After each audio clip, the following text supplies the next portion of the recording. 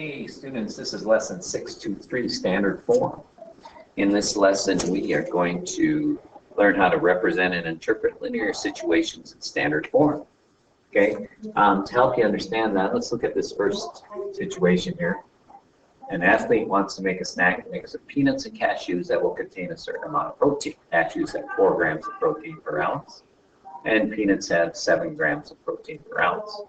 How many grams of protein will the athlete's mix contain? What do the points 7, 0, and 0, 4 represent?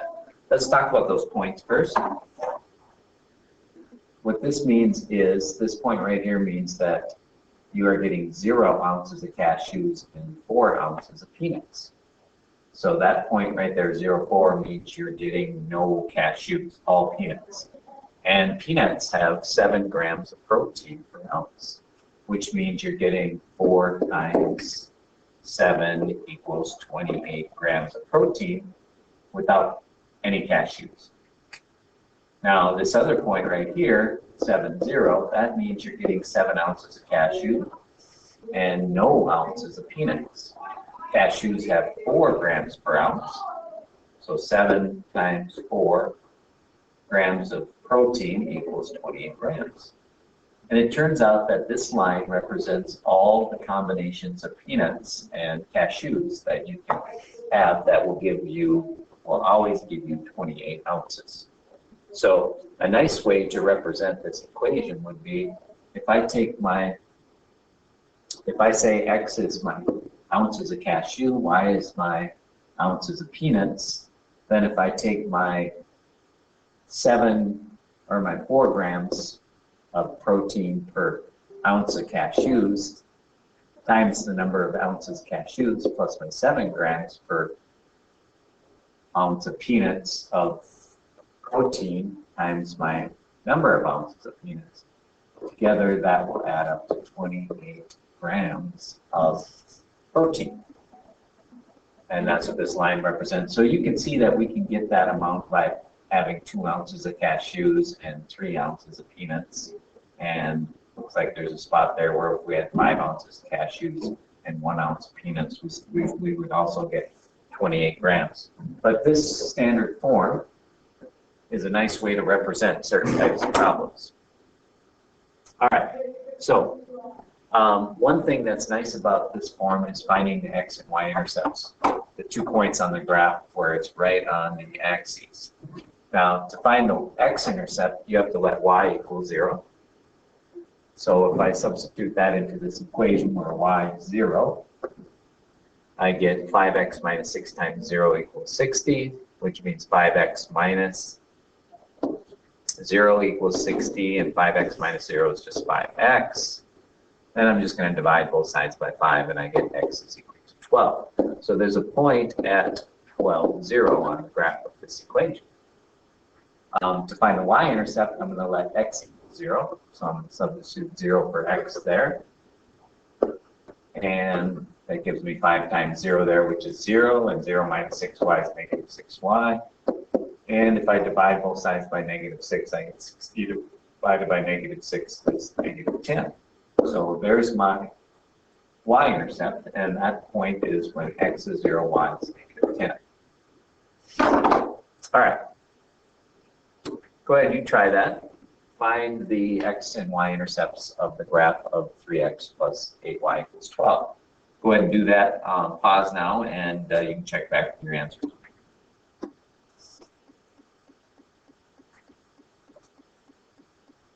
All right. One reason why we want to find those intercepts is so that we can graph it fairly easily. So that's what we're going to do here. What is the graph of 3x minus 4x minus 3y equals 12?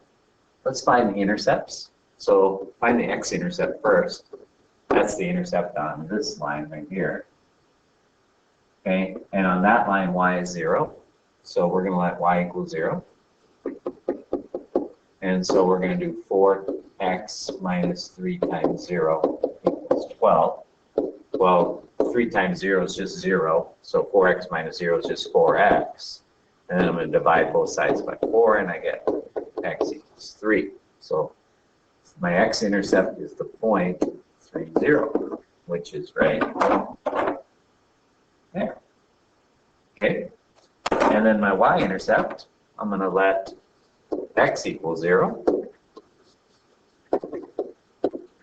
So I'm going to do 4 times 0 minus 3 times y equals 12. And when I do that, I get negative 3y equals 12. That's 4 times 0 is 0. Dividing both sides by negative 3, I get y is equal to negative 4. So that point, when x is 0, y is negative 4. That point is right there. Now I have 2 points, and I can draw a line through those 2 points to make a graph.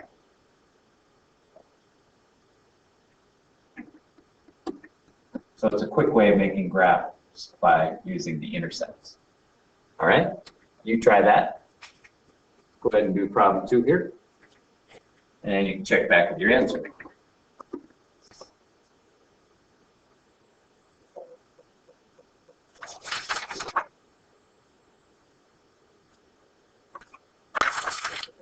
All right, next problem I want to do is how you graph equations like x equals negative 1. All right, so we're going to do this problem right here. I'm on page 22 now. So x equals negative 1. Let's think about that. It's not your normal kind of equation, just says x is equal to negative 1. So the only thing we know about these points on this graph is that x is negative 1. Now, since that's all we know, really y could be anything. Y could be 0, y could be 5, y could be 1, 2, 3, 4, whatever. It could be negative 5, could be negative 6. Now, when I graph all these points, negative 1, 0, negative 1, 5, negative 1, negative 5, negative 1, negative 6, notice they all line up on a vertical line. And so that's the graph of this line right here. Right there, that is x equals negative 1. Now check that out. If I just move that, like to right here, now I'm at x equals 1. Over here is x equals 5. Back here is x equals negative 4. So when you have just x equals something, it's a vertical line. Now if it's y equals something, think about that as a set of points. The only thing we know about this is that y is 4. So no matter what x is, y is 4. X could be 0. X could be negative 2, 2. X could be 5, and y is 4. When I graph those points, 0, 4, I get that. Negative 2, 4, I get that. 2, 4, I get that. So you probably noticed that these are all lining up horizontally. So the equation of y equals 4 looks like that. Now think about that for a moment. If I move that to right here, now I'm at y equals 2. Now I'm at y equals negative 2. Now I'm at y equals 1. So if it's just y equals something, it's a horizontal line. All right? The next thing we're going to do is learn how to translate into standard form. So remember, standard form equals going to look something like this. So I have my x and my y both on the same side, and all these coefficients need to be integers, which means they need to be whole numbers. All right, so now I have this, and I want to put this in standard form. The first thing I want to do is get rid of the fraction there, because that's not an integer. And you probably remember that the way you get rid of something when it's got a 5 in the denominator is to multiply both sides by 5. So I'm going to do this.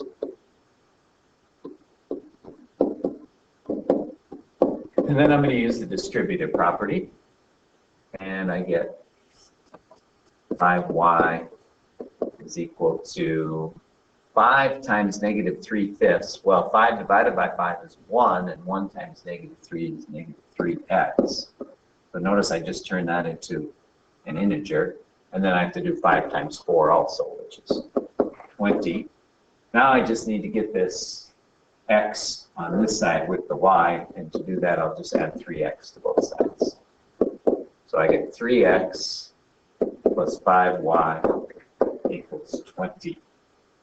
Okay? Go ahead, you try that. Put it in standard form.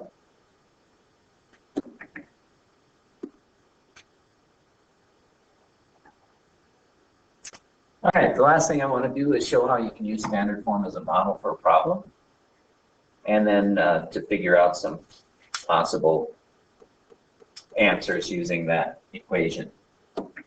Okay, so a festival sells ride tickets for 50 cents each, game tickets for 20 cents each. You have $5 to spend on tickets at a festival, write and graph an equation that describes the items you can purchase. So what you have $5 to spend in total. So let's write equals 5. And what you're going to get are some ride tickets, which we don't know. Let's call that X. Some game tickets we don't know. Let's call that Y. Now, the amount you spend on ride tickets is 50 cents each. We'll write that form a dollar, times the number of those we buy, plus we have to add our game tickets, which are 20 cents each, times the number of those we buy. Now, just to put this into true standard form, let's get rid of the decimals by multiplying both sides by 100. And that equals, so then we get 50x plus 20y is equal to 500. Now we're talking about cents. So 50 cents per ticket, 20 cents per ticket there, 500 cents total. All right, now we want to graph this, and we're going to use the intercepts to graph it. The x-intercept is 500 divided by 50, which is 10. The y-intercept is 500 divided by 20, which is 25. So now if I graph that, so here's my graph. My y-intercept is 25. My x-intercept is 10. If I draw a line there between those, any point on that line is a possible combination I can have. Like right here, I could have 2 of my ride tickets and 20 of my game tickets. Or I could have 6 ride tickets and 10 game tickets. All right, you try that.